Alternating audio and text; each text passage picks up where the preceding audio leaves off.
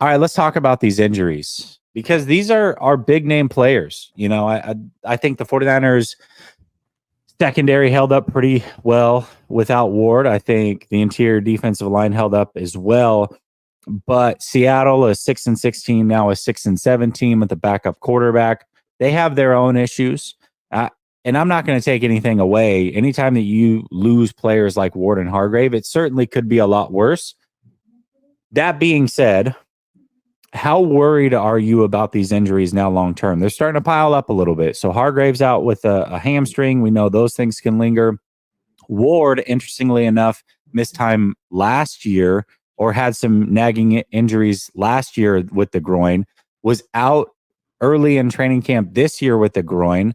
Don't know if it's the same one or what have you, but he does tend to have these soft tissue groin injuries.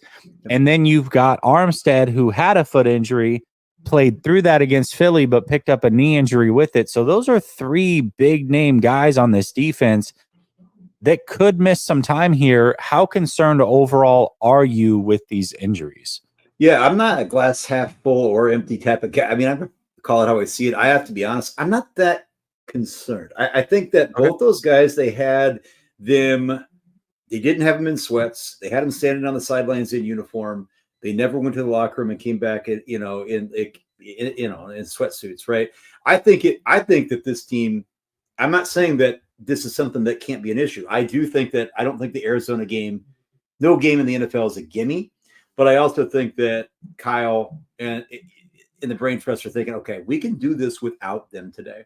And I feel I can't prove that. I feel relatively, usually when you see something, it's like an injury and they've gone to the locker room. Those guys never went there. Mooney had the headset on, walking around still with shoulder pads, cleats on, everything. So typically the hamstring injury and a groin, you're probably going to want to heat that stuff up.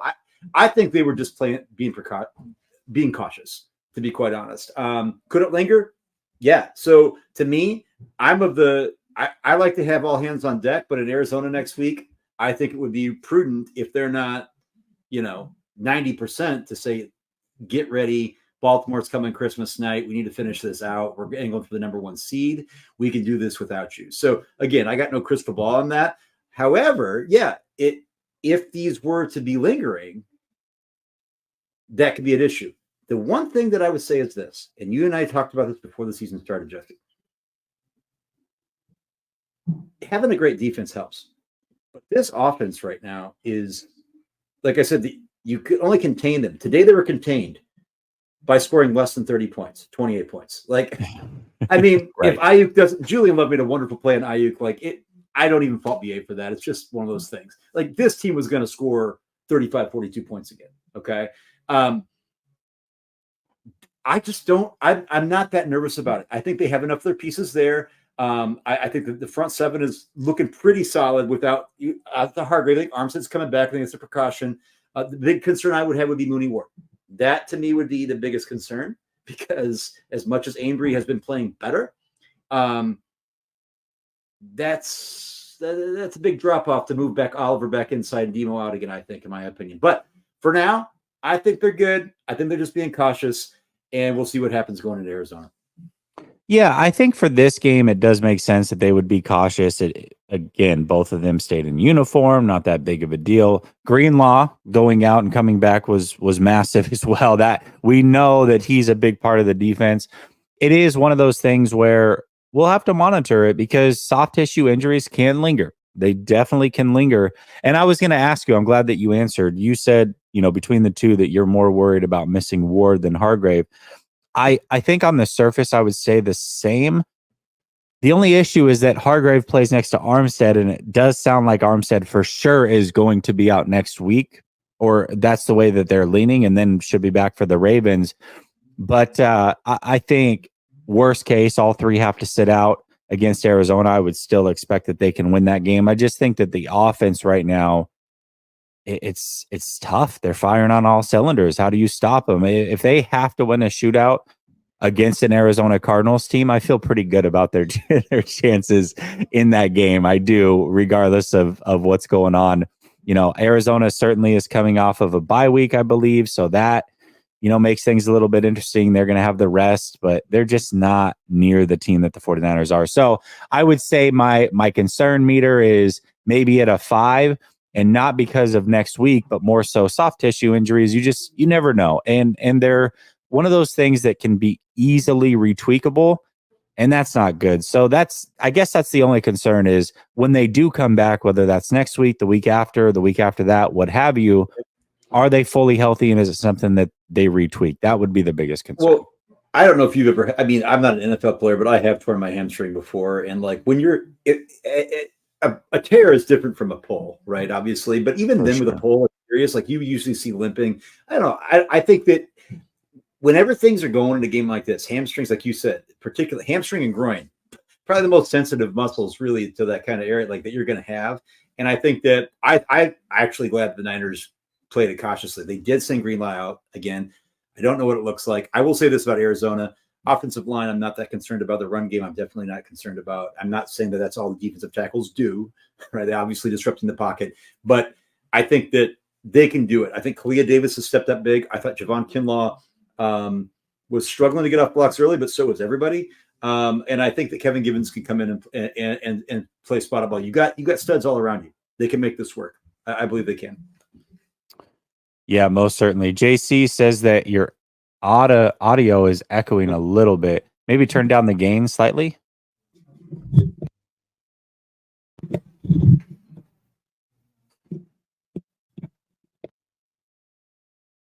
Nope.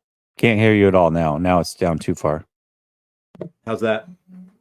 That's good. I don't know. I don't hear the echoing, but I know that my ear doesn't pick up everything, so okay. I'm not sure. All right, let me get to the rest of these super chats. Brother Bob says, I have to watch my wife's Chargers lose too. Laugh out loud. It's got to be rough being a Chargers fan. Do you think Staley makes it through the whole season over there, or do you think he gets fired this week? What are your thoughts if they lose, David? Oh, I don't understand why Staley hasn't been fired yesterday, the day before yesterday, the day before that, the day before the yesterday before that. So I don't know what's going on there. I get it. Herbert got hurt today, but this idea that this team is a joke. And you have a team that's it also like, I'm just going to say this, like Brandon Staley is just messing up the whole landscape for the playoffs. Like having these teams that want to be more competitive at the end of the year, the Chargers are putting themselves in a position. What are they going to be 5-8? Like, what do you have to fight for at the end of the year? Right? Like they're putting themselves in a position they're going to be eliminated pretty soon in this type of tough AFC, even in that's 5 to 7 seeds. So yeah, I think that's probably one of the more desirable jobs. But I will be honest with you, I think that Ben Johnson would jump at the chance to be with Herbert. But I know that's off topic, so I won't go too far down there. But yeah, it's Brandon Staley. My guy, QB film room from Minnesota, his brother played at the University of St. Thomas in St. Paul when Brandon Staley was like the special teams coach. And he's always telling me these stories about how nobody on the team even knew who he was. Like they barely even knew he was like a special teams coach on the team. Like he'd get on the bus and be like, why are you here? And so he's always just like befuddled how this guy had elevated the ranks so highly to be in the position he's in. And I think that he might go back to the anonymous special teams coach in D3 football. But, we'll see. Yeah, absolutely. He should be fired this week. It should have been fired weeks ago, maybe a year ago. Who knows? Matt says, my God, I may need a drink cheering for those Cowboys. Yeah, it's an awkward situation to say the least, but it is what it is, man. We got to be Cowboys fans, and especially watching Seattle this week. I don't see them beating Philadelphia next week. So I think everything is resting on the Cowboys this week, and I think they got a chance. I really do. Jason says, did Purdy buy the Seahawks or were they gifted to him? Oh, I see. All right. Did Purdy buy the Seahawks or were they gifted to him? He clearly owns them. Our DBs are starting to look pretty special too. The D is getting nasty. Yeah, Brock does own the Seattle Seahawks for sure. And the DBs are getting much better. Credit to Wilkes. He does deserve a lot of credit for this. I mean, he's a secondary coach. This is what he does well. And I think it's clear that the secondary players have all improved with him being here this year. Twisted Clown says soft tissue. needs some of the Deshaun Watson treatment. I'm not touching that one. Not touching it. Matt says, God, geez. Matt says, things I learned today. The Ravens defense can be got. Don't sleep on the Lambs.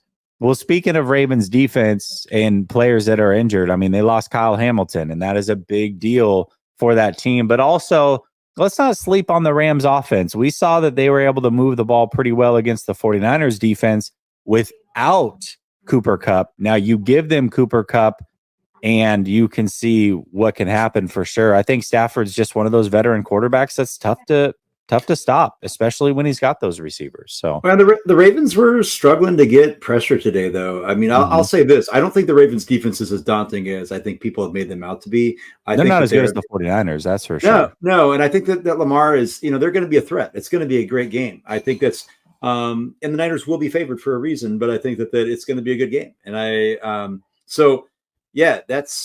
but you said, Jesse, the fact that the Rams lost today brings them to 6-7. That really puts them in a tight spot. And, but yeah, I thought the Rams looked like, if I were being quite honest, I thought that the Rams looked like the better team today. And I thought that the Rams are a threat. I think that week 18 game, if it was tight and they needed a win, that's not, again, another gimme, right? Like this isn't the same old sorry ass Rams, right? It's like they actually are like Puka Nacua had a horrible drop today and then had one of the catches of the year. You have Cooper Kupp, Kyron Williams, and then you have Matt Stafford playing. To me, when he's healthy, like I don't want to face that guy. Yeah. They look good today. And I think the defense has improved throughout the year. Those young players are getting more playing time and they're all improving. So I don't think the Rams are a walkover by any means. I think that they're a decent little team that if they could sneak into the playoffs might give a team in the second seed some run. We'll see. And let's hope that it's not the 49ers in the second seed and we'll be good to go. Danny says, good games. Y'all were way better. Hawk and Pete era seems to be done. So Seahawks fan coming through. Well, appreciate you for coming through. I think you're right. Maybe it should be done. I don't know that they're going to let Pete go. It just, I don't know. I think they should. And Pete, I think Pete is a phenomenal coach. I think he's done a good job rebuilding this team on the fly. They were much better last year than what they should have been. They should not have been a playoff team, but it is clear that his decision and coordinators are awful. They are archaic on both sides of the ball, in my opinion, and I think that that's hurting them. I think they have some really good players, but those players are not living up to expectation because those coaches are not putting them in a position to be at their best. So, and I think that ultimately falls on Carroll.